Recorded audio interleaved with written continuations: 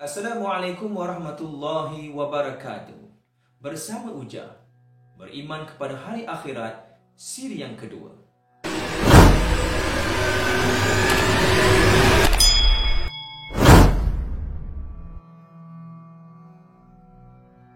Dalam episod yang lepas, kita telah membincangkan beberapa konsep tentang hari akhirat. Untuk episod kali ini, ayo kita teruskan perbincangan.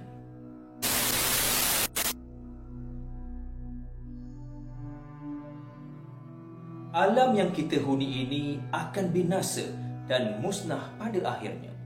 Kemusnahan alam ialah kemusnahan seluruh ciptaan Allah Subhanahu wa taala yang terdiri daripada langit dan bumi, termasuklah semua makhluk yang menghuninya. Kemusnahan ini berlaku selepas tiupan sangkakala pertama yang ditiup oleh malaikat Israfil. Selepas itu kita semua akan dibangkitkan semula, iaitu kehidupan semula makhluk yang telah mati apabila ditiup sangkakala kali yang kedua oleh malaikat Israfil.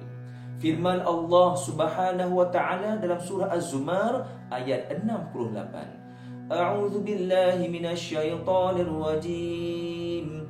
Wa nufikha fis suri fasa'ika man fis samawati wa man fil ardi illa man syaa Allah. Thumma nufikha fihi ukhra fa idza hum qiyamun yanzurun. Maksudnya, dan ditiupkan sangkakala, maka pada waktu itu matilah makhluk-makhluk yang ada di langit dan yang ada di bumi, kecuali sesiapa yang dikehendaki Allah.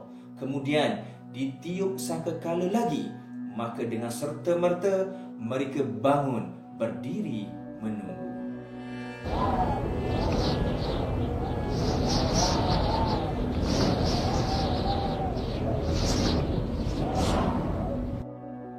Setelah kita dibangkitkan semula oleh Allah Subhanahu wa taala, kita semua akan dihadapkan ke muka pengadilan Mahkamah Agung Allah Subhanahu wa taala di padang mahsyar.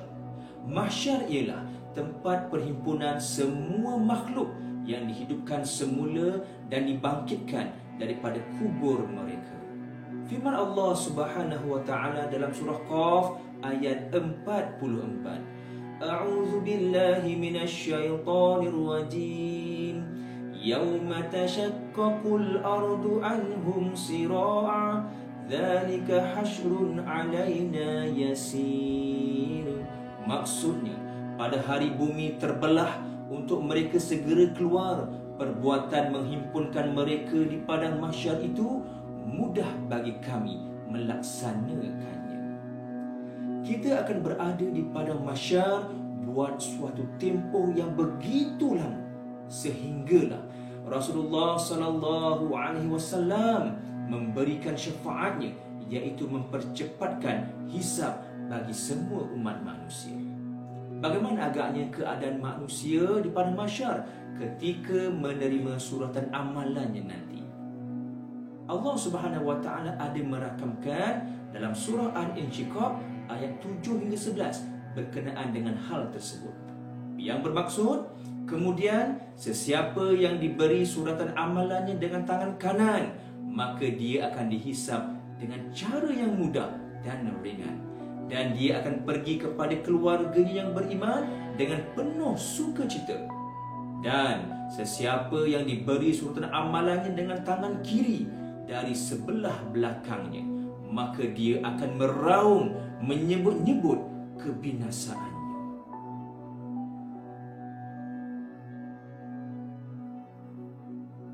Setelah kita berada di padang mahsyar buat suatu tempoh yang begitu lama, akhirnya kita dihisab oleh Allah Subhanahu wa taala. Hisab atau perhitungan amalan ialah perbicaraan terhadap amalan manusia setelah menerima buku catatan amalan, sama ada dari sebelah kanan atau sebelah kiri mengikut amalan masing-masing. Firman Allah Subhanahu wa taala dalam surah Al-Ghashiyah ayat 25 hingga 26. A'udzu billahi minasyaitonir rajim. Inna ilaina iyabahum thumma inna alaina hisabahum. Maksudnya, sesungguhnya kepada kamilah kembalinya mereka. Selain itu, sesungguhnya tanggungan kamilah soal menghitung amalan mereka. Pesan ujar, sama-samalah kita bermuhasabah diri, menghitung amalan kita sebelum dihitung oleh Allah di akhirat nanti.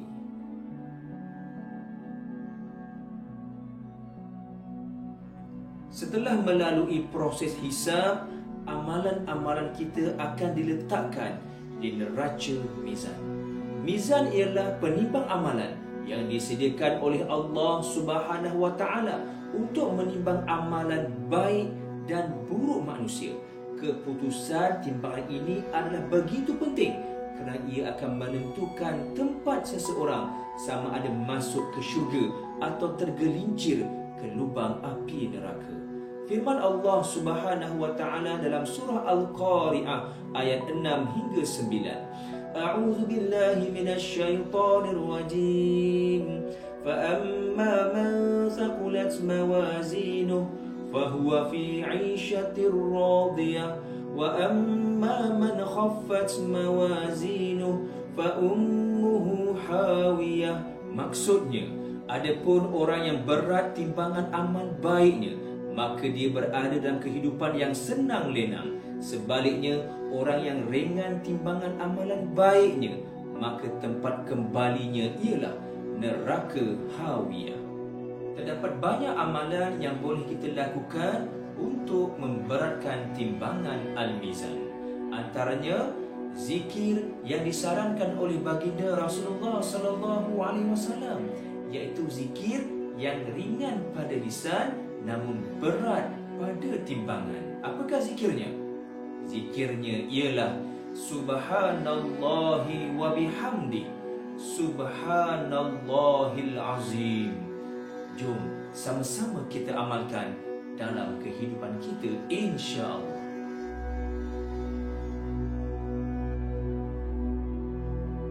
Setelah amalan kita diletakkan di neraca keadilan Allah, iaitu mizan, kita secara beramai-ramai akan meniti titian sirat.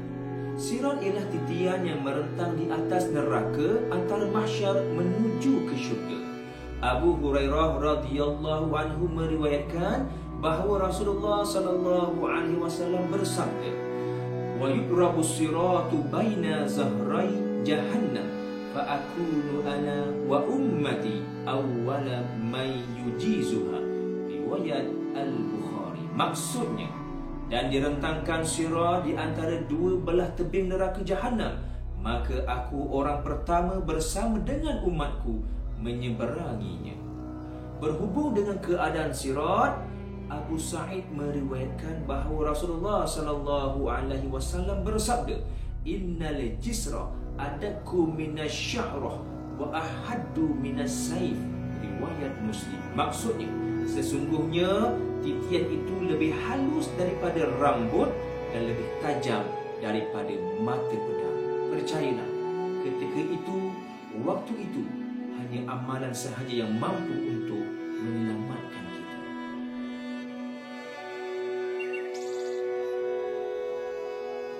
Alhamdulillah, setelah berjaya merentasi titian sirat, maka manusia berkenaan akan masuk menuju ke syurga. Apakah di syurga?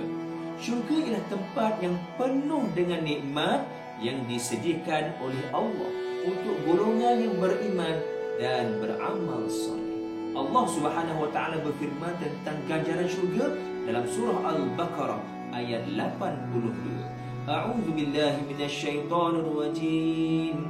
وَالَّذِينَ آمَنُوا وَعَمِلُوا الصَّالِحَاتِ أُولَئِكَ أَصْحَابُ الْجَنَّةِ هُمْ فِيهَا خَالِدُونَ.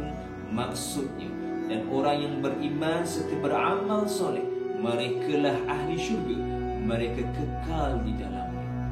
Syurga merupakan suatu taman yang penuh dengan keindahan dan kenikmatan. yang tidak pernah terfikir di akal fikiran kita, tidak pernah dilihat oleh mata kita, dan tidak pernah didengari oleh telinga kita. Subhanallah, begitulah hebatnya syurga Allah yang Allah janjikan untuk kita yang beriman, insya-Allah. Jadi sama-sama kita berusaha untuk merebut ganjaran yang dijanjikan oleh Allah ini.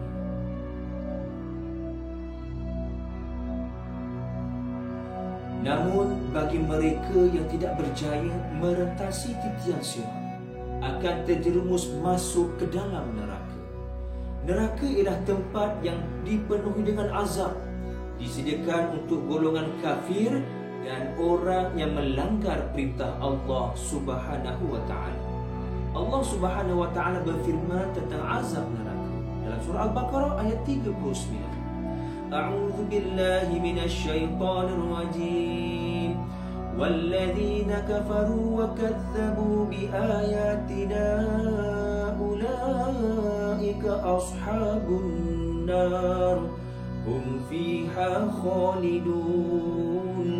Maksudnya, dan orang kafir dan orang yang mendustakan ayat-ayat keterangan kami, mereka itu ialah ahli neraka, mereka kekal di dalamnya.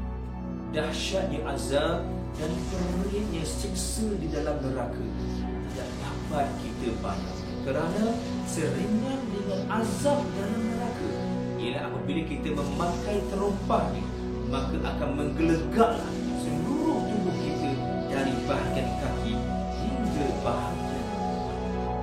Jadi sama-samalah kita meninggalkan segala larangan Allah dan tidak meninggalkan segala suruhannya, agar kita bersama-sama akan masuk ke dalam syurga Allah Subhanahu wa taala dan bukannya ke neraka Allah Subhanahu wa taala. Firman Allah Subhanahu wa taala dalam surah At-Tahrim ayat 6. A'udzu billahi minasy syaithanir rajim. Ya ayyuhalladzina amanu qu anfusakum wa ahlikum nara. Wahai orang-orang yang beriman, peliharalah diri kamu dan ahli keluarga kamu daripada azab api neraka. Demikianlah perbincangan kita berkenaan dengan beriman kepada hari akhirat. Mudah-mudahan kita sama-sama dapat mengambil pengajaran dan iktibar daripada apa yang telah kita bincangkan dalam episod yang pertama dan yang kedua. Ujar berharap kita sama-sama dapat menjadikan dunia ini sebagai wasilah untuk menuju ke syurga Allah Subhanahu wa taala di hari akhirat nanti. Sama-samalah kita memperbanyakkan amal soleh dan menjauhi perkara mungkar. Renung-renungkan dan selamat beramal. Sekian dari Ujar. Assalamualaikum warahmatullahi wabarakatuh.